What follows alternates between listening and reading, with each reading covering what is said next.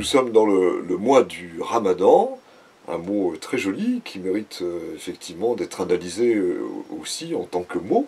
Et donc si on s'intéresse à nos tout premiers dictionnaires, eh bien on va consulter ici le Furetière, on est en 1690, c'est le deuxième dictionnaire monolingue de notre langue, le mot Ramadan, un bel article, et on va retrouver comme définition terme de relation.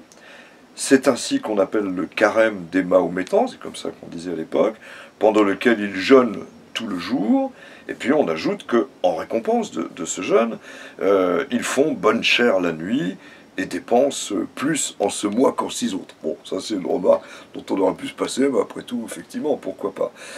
Ce qui est intéressant, c'est aussi de se dire que ce mot a donné aussi un autre mot qu'on ne rattache pas toujours, c'est le Ramdam. Parce qu'évidemment, c'est la fin de la journée, on est la nuit, et on va déjeuner, on va dîner plutôt, et faire du bruit de manière joyeuse, d'où le mot Ramdam, qui a toujours quand même une connotation joyeuse.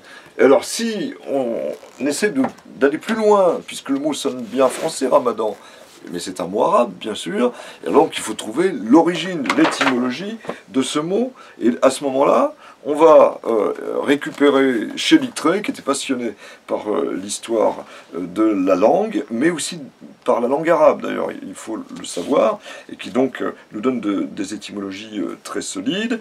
Il nous dit Ramadan ou Ramazan. Alors là, on est surpris, j'ai jamais entendu Ramazan, mais oui, c'est une version qui a existé et qui est plutôt pakistanaise. Mais aujourd'hui, évidemment, en langue française, c'est le Ramadan qui l'emporte, alors 9e mois de l'année arabe, que les musulmans consacrent au jeûne.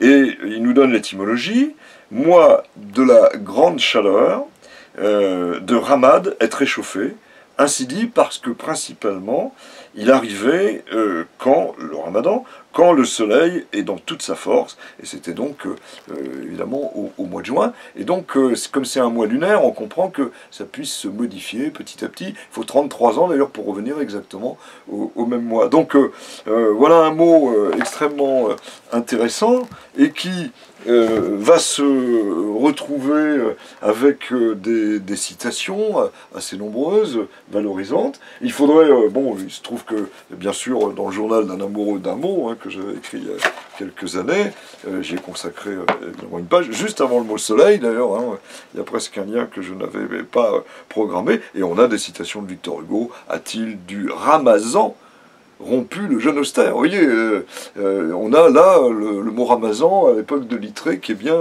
utilisé.